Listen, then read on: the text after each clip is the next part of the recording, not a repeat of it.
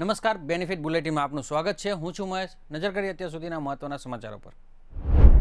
ફરી એકવાર અમદાવાદ અને વડોદરાની સ્કૂલોને બોમ્બથી ઉડાવી દેવાની ધમકી મળી। તમામ સ્કૂલોને મેલ દ્વારા ઉડાવી દેવાની મળી ધમકી। ધમકીને પગલે વડોદરાની એક હોસ્ટેલને ખાલી કરવામાં આવી।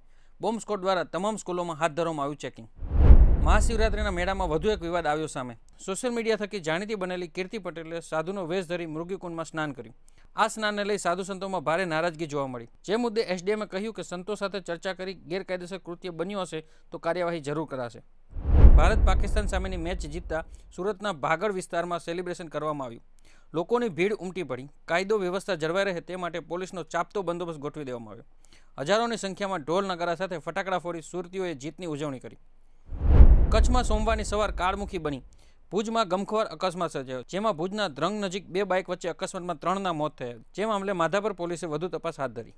તો આ હતા અત્યાર સુધીના મહત્વના સમાચાર। આવા સમાચારો જાણવા માટે આપ જોડાયેલા રહો બેનિફિટ ન્યૂઝ સાથે।